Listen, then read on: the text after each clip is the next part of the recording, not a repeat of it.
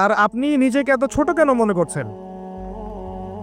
আপনি আল্লাহর সেই বান্দা, যে বান্দা আমি, যে বান্দা আর 10 জন মানুষ। আল্লাহ পাক আপনাকেও ভালোবাসেন। আল্লাহ পাক অবশ্যই আপনাকে ভালোবাসেন। জীবনের দীর্ঘ সময় পর্যন্ত আপনি আল্লাহকে ডাকেন নাই, আল্লাহ আপনাকে ফেলে দেয় নাই। আল্লাহ আপনাকে খাওয়ান, এখনো পরান, বাঁচিয়ে রেখেছেন। আল্লাহ নিয়ামত দিয়েছেন। আল্লাহ আপনাকে ভালো না বাসলে এমনি করেন? আল্লাহ পাক অপেক্ষা করছেন কবে খালি আপনি আসবেন আল্লাহর কাছে, এসে বলবেন আস্তাগফিরুল্লাহ ওয়া আতুবু ইলাইহি। আল্লাহ পাক অপেক্ষা করে বসে আছেন আপনার জন্য। আপনি কোথায় যাচ্ছেন? ফাইনা তাযহাবুন। আল্লাহ পাক বলেছেন ফাইনা তাযহাবুন, কোথায় যাচ্ছ তোমরা? কোথায় যাচ্ছেন? টাকার পিছনে, বাড়ি গাড়ি, স্ট্যাটাস, স্ত্রী সন্তান, ভোগবিলাসের পিছনে? আল্লাহ অপেক্ষা করছেন আপনার জন্য। আসেন, সেজদা করেন। ওয়াসজুদু ওয়াকতারিব, সেজদা করেন, নিকটবর্তী হন। আল্লাহ আপনার জন্য অপেক্ষা করছেন। যাবেন না আল্লাহর কাছে? আল্লাহ পাক সবাইকে আল্লাহর কাছে ফিরে আসার তৌফিক দান করুন। এটাই হোক আমাদের কাছে আসার গল্প। এটাই হোক আমাদের কিসের গল্প? কাছে আসার গল্প। আমাদের জেনার গল্প দরকার নাই। ওদের কাছে জেনা হচ্ছে কাছে আসার গল্প, যার ব্যাপারে আল্লাহ বলেছেন লা তাকরাবু জিনা। ওর ধারের কাছেও যেও না, আর তারা ওইটাকে বলবে কাছে আসার গল্প। ইন্না লিল্লাহি ওয়া ইন্না ইলাইহি রাজিউন। আল্লাহ পাক আমাদের যুবক যুবতীদেরকে হেদায়েত দান করুন। পিতা মাতাদেরকে পরিবারে অনুশাসন বজায় রাখার তৌফিক দান করুন। আমাদের এই কাজগুলোর প্রতিফল কিন্তু আমাদেরকে ভোগ করতে হবে। আমাদের মেয়েদের, আমাদের ছেলেদের, তাদেরকে আমরা কিভাবে বড় করছি, এটার হিসেব কিন্তু আমাদেরকে চুকিয়ে দিতেই হবে। পিতামাতাদেরকে বলবো সচেতন হয়ে যান। আল্লাহ পাক তৌফিক এনায়েত করুন, আমিন। আর যারা ওই পথে চলে গেছেন তাদের উদ্দেশ্যে একটা কথা বলবো, সেটা হচ্ছে যে এটা একটা মোহ, একটা ভ্রম। বাস্তবতা হচ্ছে যে আপনাকে প্রতিশ্রুতি দিচ্ছে সে আপনাকে অনেক ভালোবাসে, আদতে সে আপনাকে ভালোবাসে না। আদতে সে আপনার অবস্থানকে ভালোবাসে। আপনি আজ হোক আর কাল হোক এটা বুঝতে পারবেন যে সে আপনাকে ভালোবাসে না, আপনার অবস্থানকে ভালোবাসে। আপনার অবস্থান যদি ভালো থাকে সে আপনাকে ভালোবাসবে, অবস্থান ভালো না থাকলে ভালোবাসবে না। একইভাবে আপনি একটা মেয়ের কাছে যে ভোগবিলাস চাচ্ছেন, একটা ছেলে একটা গায়রে মাহরাম মেয়ের সাথে ফ্রি মিক্সিং করলে তার একটাই উদ্দেশ্য থাকে, সে মেয়েটাকে ভোগ করা। সুযোগ পেলেই সে মেয়েটাকে ভোগ করে ফেলবে। আর একইভাবে এই মেয়েও দেখবেন আপনার যতটুকু সামর্থ্য আছে, অর্থবিত্ত যা যা আছে, এটাকে সে ইউজ করার চেষ্টা করছে তার স্বার্থে। বাস্তবিক অর্থে দুজন দুজনকে ভালোবাসে না মোটেই, দুজন দুজনের স্বার্থকে ভালোবাসে। ভালোবাসা আল্লাহর পক্ষ থেকে আসে। কখন আসবে? যখন আপনি হালালের উপর থাকবেন, যখন আপনি বিয়ে করবেন হালালভাবে। অচেনা একটা মেয়ের প্রতি দেখবেন আল্লাহ পাক এমন ডিভাইন একটা লাভ দিয়ে দিবেন, ওয়াজআলা বাইনাকুম মাওয়াজ্জাতা ওয়া রাহমা। আল্লাহ পাক তার পক্ষ থেকে উভয়ের মাঝখানে হৃদ্যতা, ভালোবাসা, মহব্বত দান করবেন। বলুন সুবহানাল্লাহ। এটা ডিভাইন, আল্লাহর পক্ষ থেকে আসবে, ঐশ্বরিক। আর বাকিটা হচ্ছে ঐশাচিক, শয়তানি, প্রবৃত্তির দাসত্ব, ভোগবাদী। এগুলো খেয়াল রাখবেন। এতে করে যা হবে, আপনি একবার আপনার ইজ্জত হারায় ফেললে কখনো ফিরে পাবেন না। অদ্ভুত বিষয়। মানে এই বিষয়গুলোকে আমরা কিছু মনেই করি না এখন। আমরা কিন্তু কিছু মনেই করি না, মনে করি এটা একটা মানে সোশ্যাল কালচার। গার্লফ্রেন্ড বয়ফ্রেন্ড থাকবে, একটা সোশ্যাল কালচার। এভাবে যে কত ছেলে কত মেয়ে, লক্ষ লক্ষ কোটি কোটি নিত্যদিন জেনা করছে, আল্লাহ ভালো জানে। আল্লাহ পাক আমাদের যুব সমাজকে হেদায়েত করুন, আমিন। আর যে প্রশান্তির জন্য আপনি তার কাছে যাচ্ছেন সেটা তার কাছে নাই। প্রশান্তি আছে কোরআনের কাছে, প্রশান্তি আছে নবীর সুন্নায়, প্রশান্তি আছে আল্লাহর জন্য সেজদায়। তার আল্লাহর জন্য আল্লাহকে স্মরণ করে আপনি কাঁদবেন, প্রশান্তি পাবেন। আল্লাহর জন্য কিছু কাজ করবেন, তার দ্বীনের কোনো খেদমত করবেন, প্রশান্তি পাবেন। আল্লাহর কোরআনের 10টা আয়াত মুখস্থ করেন, মনে এমন শান্তি আসবে যেটা আপনি কোথাও পাবেন না। আমি চ্যালেঞ্জ করে বলছি আপনাকে, আপনি আল্লাহর কিতাবের আজকে গিয়ে 5টা আয়াত মুখস্থ করেন, অর্থটা পড়বেন, কয়েকবার চর্চা করেন, মানুষের শোনান, আপনি মনে এমন একটা প্রশান্তি পাবেন যেটা পৃথিবীর কোনো জায়গায় পাবেন না। এখানে প্রশান্তি এত এত বেশি মাত্রায় আসবে, যার খবর যদি ওই পশ্চিমারা জানতো তাহলে আমার কলিজায় বোম মেরে উড়িয়ে দিত। কথা বুঝতে পারেন নাই? আল্লাহর পথে চললে যে প্রশান্তিটা পাওয়া যায়, এর খবর যদি ইসলামের শত্রুরা জানতো তাহলে মুসলিমদের কলিজায় পারমাণবিক বোমা মারত। তারা জানে না কি প্রশান্তি এখানে পাওয়া যায়। আপনি যে প্রশান্তির জন্য এখানে যাচ্ছেন এটা ওখানে নাই। কোরআনের কাছে আছে, সেজদায় আছে, নামাজে আছে, তাহাজ্জুদে আছে, আল্লাহর জিকিরে আছে। আর নেককার স্ত্রীর কাছে আপনি প্রশান্তি পাবেন। এটা আল্লাহ আপনাকে গিফট দিয়েছেন। আদম আলাইহিস সালামকে আল্লাহ পাক দিয়েছেন না? তার একাকী বোধ হচ্ছিল জান্নাতে, আল্লাহ পাক সঙ্গিনী সৃষ্টি করেছেন। এখানে আপনি প্রশান্তি পাবেন, বাকিগুলো প্রশান্তির উৎস নয়। পরে দেখা যাবে ওখানে ছাকা খেয়েছে, খেয়ে তারপরে মাদক সেবন করবে, তারপরে মিউজিকের কাছে যাবে, তারপরে দেখবেন যে পতিতালয়ে যাচ্ছে, তারপরে হয়তো গুন্ডামি করবে, জীবনটা উচ্ছৃঙ্খল হয়ে গেল। কেউ কেউ আত্মহত্যাও করবে, কারণ হচ্ছে ওই যে শুরুতে একটা মেয়ের সাথে প্রেম করে ছাকা খেয়েছে, ওখানে প্রশান্তি খুঁজেছে, শয়তান এদেরকে নিয়ে খেলেছে, এক পর্যায়ে দুজনের জীবন নষ্ট করে ফেলেছে। আদতে কি হলো, মুসলিম উম্মাহ থেকে দুইটা নক্ষত্র ঝরে গেল। হয়তো ওই যুবককে দিয়ে দিনের কোনো খেদমত হতো, এখন আর হলো না। হয়তো ওই যুবক তার যৌবনকালটা ইবাদত করে কাটাতে পারতো, আরো সে ছায়া ছায়া পেত, আর পেল না। শয়তান সাকসিড, শয়তান জিতে গেল। এ হচ্ছে বাস্তবতা। বাস্তবতা বোঝেন, আল্লাহর কাছে ফিরে আসেন, আল্লাহ আপনার অপেক্ষা করছেন। আসবেন না আল্লাহর কাছে? এটাই হোক আল্লাহর কাছে আমাদের কাছে আসার গল্প। আল্লাহ পাক আমাদেরকে তৌফিক দান করুন, আল্লাহুম্মা আমিন। তো সুন্নতের কথা বলতে গিয়ে আসলাম। নবী সাল্লাল্লাহু আলাইহি ওয়াসাল্লামের সুন্নাহ আমরা যেন আমাদের সামগ্রিক জীবনে পালন করার চেষ্টা করি, আল্লাহ পাক চেষ্টাটা যেন কবুল করেন, আমিন। এরপরে আছে সালাতের কথা, তারপরে আছে আপনার যাকাতের কথা। নিসাব পরিমাণ সম্পত্তি হয়ে গেলেই যাকাত দিতে হবে। এটা নফল কিছু নয়, ফরজ জিনিস। যদি আপনি সামর্থ্যবানদের যাকাতগুলো কালেক্ট করতে পারতেন, কেউ যদি পারত, দেখতেন এই যাকাতের অর্থগুলো দিয়ে এত এত মানে বিগ বিগ প্রজেক্ট করা যেত, যেটা আপনি কল্পনা করতে পারবেন। এটা কিন্তু নফল কিছু নয়, দিতেই হবে, বাধ্যতামূলক। যাকাত আল্লাহ পাক এই জন্য ফরজ করেছেন যাতে করে সমাজের মধ্যে ধনী এবং গরিবের সাম্য বজায় থাকে। এটা গরিবের হক। যাদের উপর যাকাত ফরজ হয়েছে তারপরেও যাকাত দিচ্ছে না, এদের সম্পত্তিগুলোকে আল্লাহ পাক কিয়ামতের দিন গলাবেন, মানে ধাতুতে পরিণত করে গলাবেন, গলিয়ে কপালে, গালে, পিঠে, চেহারায় লেপটে দিবেন। বলেন নাউজুবিল্লাহ। সূরা তাওবা পড়ে দেখেন, সূরা তাওবার মধ্যে এটা আছে।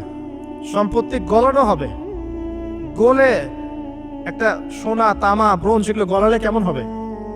এগুলো উত্তপ্ত করে যদি গায়ে লাগিয়ে দেওয়া হয় কেমন শাস্তি হবে? বলা হবে এটাই সেই তোমার সম্পদ যা তুমি সঞ্চয় করেছিলে, আজকে এটা আযাব ভোগ করো। নাউজুবিল্লাহ। এটা সমাজের সাম্য বজায় রাখে, গরিব আর ধনীর মধ্যে একটা ব্যালেন্স বজায় রাখে। এটা গরিবের হক। যখন আমরা যাকাত দিব না, গরিব মানুষের মাথাপিছু যে মানটা আছে জীবনযাত্রা, এটা আরো কমে যাবে। এটাতে শুধুমাত্র একটা রাষ্ট্রেরই উপকার হয় না, ব্যক্তি পর্যায়ে উপকার হয়। যখন ব্যক্তি পর্যায়ে যাকাত চলে যাবে সবার হাতে হাতে, দেখবেন আজকে যে খেতে পারছে না সে কালকে দুবেলা খেতে পারবে ইনশাআল্লাহ। আর অনেক মুসলিম আছি আমরা যারা সালাত পড়ি, যাকাত দেই না, আছি না? যাকাতকে আমরা ফরজই মনে করি না। যদি বলা হয় ইসলামের 5টা পিলার বলেন, বলবে কালিমা, নামাজ, রোজা, হজ, যাকাত। যাকাত সবচেয়ে শেষে, তাই না? যাকাতকে পাঠাইছে সবচেয়ে শেষে, অথচ আল্লাহ বলেছেন কালিমা, তারপরে সালাত, তারপরে যাকাত, তারপরে সওম, তারপরে হজ। যাকাতকে গুরুত্ব দিন, এটা ইসলামিক অর্থনীতির মূল ভিত্তি। যাকাতের উপরে আল্লামা তাকি উসমানী শাইখের একটা বই আছে, এই বইটা পড়তে পারেন, অত্যন্ত চমৎকার। যাকাত নিয়ে বিস্তারিত আলোচনা করা হয়েছে এবং যাকাত কিভাবে মানবতার উপকার করবে এটা বলা আছে। আজকে এটা টপিক না, আমি না হলে অনেক লম্বা কথা বলতে পারতাম। আল্লাহ পাক আমাদের সবাইকে যাকাত দেওয়ার তৌফিক দান করুন, আমিন। এরপরে সওমের কথা বলেছেন। সওম ইনশাআল্লাহ সামনে আসবে, আমরা সবাই রাখবো। আল্লাহ পাক আমাদের সবাইকে 30টা সওম, পুরো মাস সওম রাখার তৌফিক দান করুন, আমিন। এবং সওমটা শুধু না খেয়ে থাকার, পিপাসার্ত থাকার নাম নয়, বরং আল্লাহ পাকের যাবতীয় নিষেধ ছেড়ে দেওয়ার নাম কিন্তু সওম। এটা একটা হিজরত। মানে আল্লাহ পাক যত বিষয় নিষেধ করেছেন এগুলোকে ছেড়ে দেওয়ার নাম কিন্তু রোজা বা সওম। শুধু না খেয়ে থাকার নাম সওম নয়। না খেয়ে থেকে কেউ যদি গালি দেয়, গীবত করে, সুদ খায়, জিনা করে, তার কি রোজা হবে? হবে না। আল্লাহ পাকের নিষেধগুলো বর্জন করলে পরে রোজা হবে ইনশাআল্লাহ। এর উদ্দেশ্য কি? তাকওয়া অবলম্বন করা। কুতিবা আলাইকুমুস সিয়াম কামা কুতিবা আলাল্লাযিনা মিন ক্বাবলিকুম লাআল্লাকুম তাত্তাকুন। উদ্দেশ্যটা কি? লাআল্লাকুম তাত্তাকুন। আল্লাহ পাকের নিষেধ না ছাড়লে কি কেউ তাকওয়া অবলম্বন করতে পারবে? অতএব সিয়ামের মূল উদ্দেশ্য কি? তাকওয়া অবলম্বন করা, আল্লাহ পাকের যাবতীয় নিষেধগুলোকে বর্জন করা। আল্লাহ পাক আমাদেরকে সিয়াম রাখার মতো রাখার তৌফিক দান করুন। রমজান মাসে আমরা ইফতার করাবো বেশি বেশি ইনশাআল্লাহ। বেশি বেশি মানুষকে ইফতার করাবেন, বেশি বেশি নফল দান সাদাকা করবেন, যাকাতগুলো দিয়ে দিবেন। রমজান মাসে কিয়ামুল লাইল করবেন, তারাবির নামাজ সুন্দর করে লম্বা করে পড়বেন। রাকাত সংখ্যা নিয়ে ঝগড়া করেন না। আমরা যে কাজগুলো করি ঝগড়াটা বেশি করি। কোয়ালিটি দেখবেন আল্লাহ, কোয়ালিটি, কোয়ান্টিটি না। নামাজটা কেমন কোয়ালিটি সম্পন্ন ছিল। এবং এই রমজান মাসের সবচেয়ে বেস্ট নিয়ামা হচ্ছে কোরআন। এই মাসে কি হয়েছে? কোরআন নাজিল হয়েছে। কোরআনকে সময় দিতে হবে। যারা কোরআন তেলাওয়াত করতে জানি না, রমজান মাসে শিখতে হবে। যারা জানেন তারা খতম দিবেন, তেলাওয়াত করবেন, খতম দিবেন। যারা আরো ভালো জানেন তারা গবেষণা করবেন, পুরো কোরআনটা গবেষণা করবেন। পারা যাবেন ইনশাআল্লাহ। আল্লাহ পাক সবার আগে আমাকে, অতঃপর আপনাদের সবাইকে তৌফিক দান করুন, আমিন।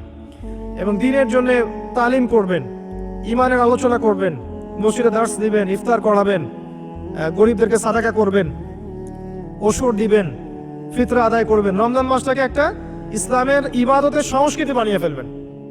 রমজানের প্রতিটা মোমেন্টকে কাজে লাগানোর চেষ্টা করবেন। আল্লাহ পাক সবাইকে তৌফিক দান করুন, আল্লাহুম্মা আমিন। ইফতার একসাথে করবেন, বাসায় সবাই একসাথে ইফতার করবেন। একটা কমিউনিটি, একটা মানে কি বলবো, ইসলামের উৎসব যেন বিরাজ করে। পরিবারের ছোটরা দেখবে যে রমজানে আমরা সবাই একসাথে ইফতার করি। একটা বড় থাল কিনবেন বাসায়, এই বড় থালে খাওয়া কিন্তু সুন্নাত। বড় থাল যেখানে পরিবারের সবাই সদস্য মিলে খাবেন। বাচ্চা কাচ্চা, ছোট ছোট বাচ্চারা দেখে দেখে বড় হবে যে আমরা রমজান মাসে বাবা মা সবার সাথে বসে খেয়েছি। এভাবে ওদেরকে হাদিয়া দিবেন, রোজা রাখলে উৎসাহিত করবেন, রোজা রাখলে গিফট দিবেন, হাদিয়া দিবেন। আম্মু তোমার বয়স যদিও রোজা ফরজ হয় নাই, রাখার চেষ্টা করো, যদি রাখতে পারো তাহলে আমি তোমাকে একটা গিফট কিনে দেবো।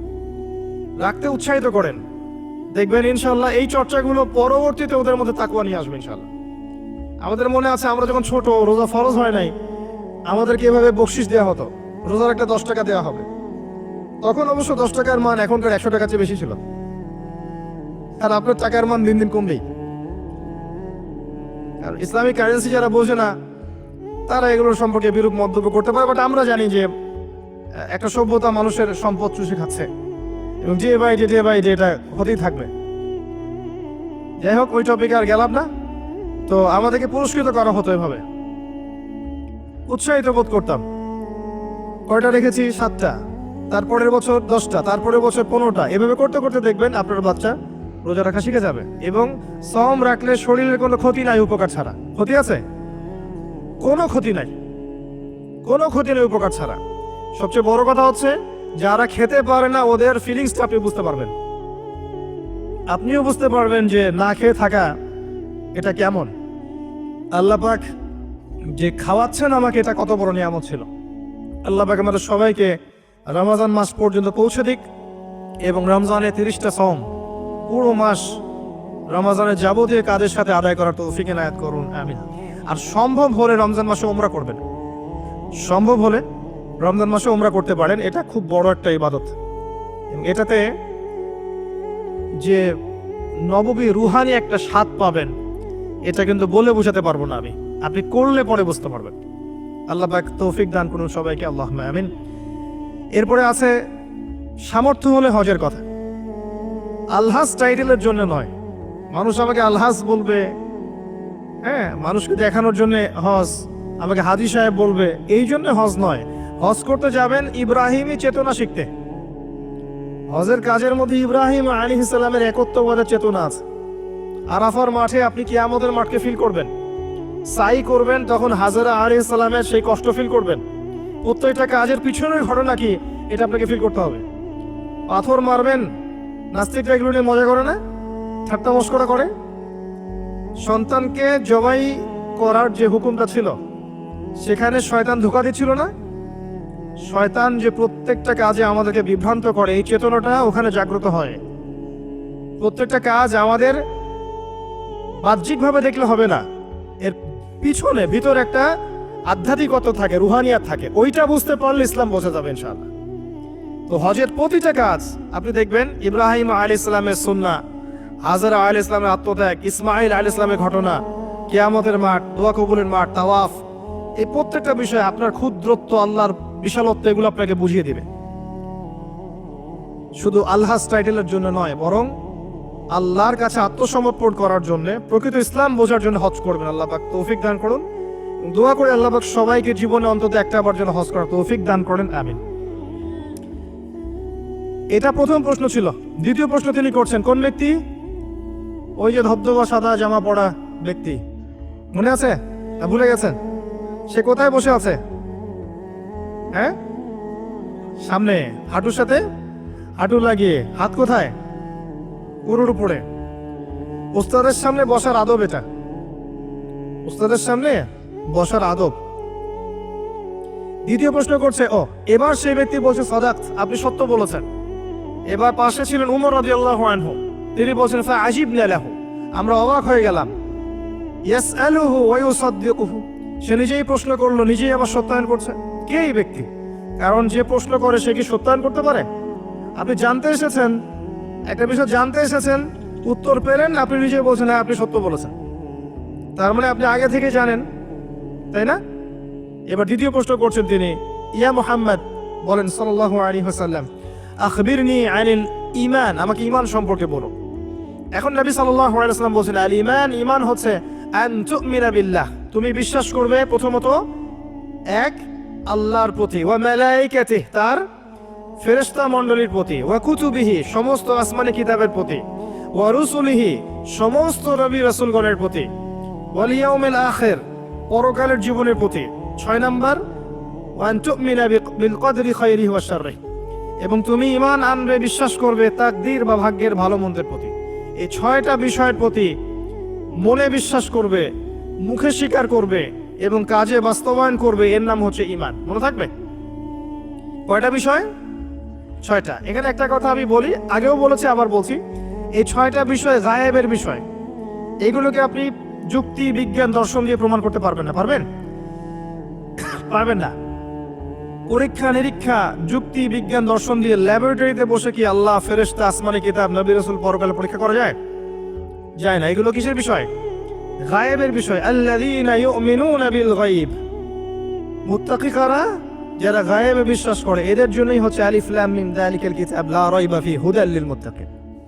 তো ঈমানের 6 পিলারকে 3টা কাজ করতে হবে: মনে বিশ্বাস, মুখে স্বীকৃতি এবং কাজে বাস্তবায়ন।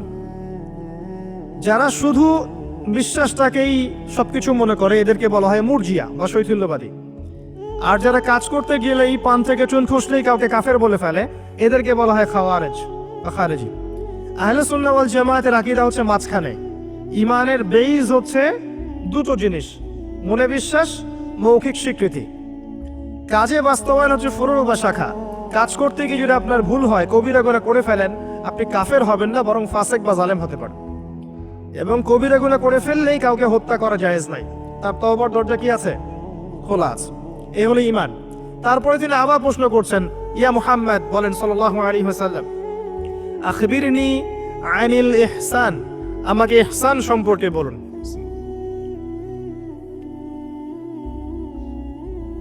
তখন নবী সাল্লাল্লাহু আলাইহি ওয়াসাল্লাম বলছেন, আল ইহসান, ইহসান হচ্ছে আন তা'বুদাল্লাহা কাআন্নাকা তারাহ, তুমি এমন ভাবে আল্লাহর ইবাদত করবে যেন তুমি আল্লাহকে দেখতে পাচ্ছ।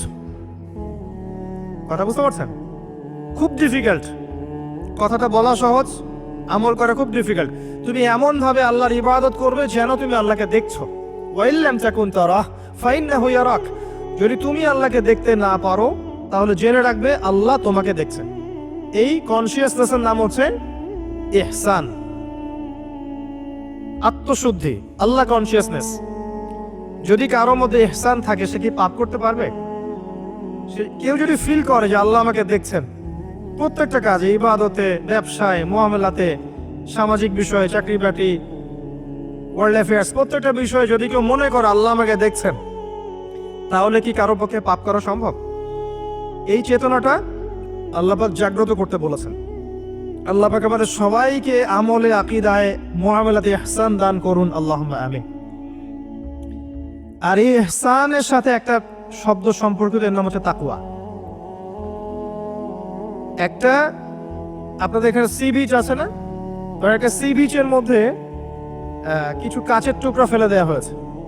ছোট্ট একটা জায়গায় সৈকতে কাচের কিছু টুকরা ফেলে দেওয়া হয়েছে। আপনাকে বলা হলো এর উপরে হাঁটেন। এখন আপনি কিভাবে হাঁটবেন? নর্মালি হাঁটবেন না পা গুলো ফেলে ফেলে খুব কেয়ারফুলি হাঁটবেন? এই হাঁটাটা হচ্ছে তাকওয়া। এই হাঁটাটার এক্সাম্পল হচ্ছে তাকওয়া। মানে এই কাচের টুকরাগুলো হচ্ছে গোনা, শয়তানের ট্র্যাপ, ফাসাকি, জুলুম, অন্যায়, অত্যাচার, পাপ। এখান থেকে বেঁচে বেঁচে আপনাকে পা ফেলতে হবে, এর নাম তাকওয়া। আর কখন ফেলা সম্ভব হবে? যখন আমি ফিল করবো আল্লাহ আমাকে দেখছেন। এই কনসিয়াসনেস না থাকলে এটা হবে না। টেবিলে তল দিয়ে আপনি ঘুষ দিচ্ছেন, যে নিচ্ছে সে যদি ওই সময় চিন্তা করে আল্লাহ আমাকে দেখছেন, নিতে পারবে? ব্যবসা করছেন, মাপে ওজন কেউ দেখছে না, কাস্টমার দেখে নাই, আপনি দেখছেন, বুঝতে পারছেন। আপনি যদি ওই সময় চিন্তা করেন যে আল্লাহ আমাকে দেখছেন, এ দেখে নাই, আপনি কি কম দিতে পারবেন? পারবেন না। বোনের সম্পত্তি আপনি সিস্টেম করে নিতে পারেন, বোন শিক্ষিত না, বোঝে না, আপনি চিন্তা করছেন আল্লাহ তো আমাকে দেখছেন, পারবেন নিতে? প্রতিটা কাজ যদি এতটুকু মানুষ ফিল করে যে আল্লাহ আমাকে দেখছেন, আপনি পারবেন না করতে। এরপরেও যদি পাপ হয়ে যায়, দেন তওবা করে ফিরে আসতে হবে। আল্লাহ পাক সবাইকে তাকওয়া অবলম্বন করে তৌফিক এনায়েত করুন।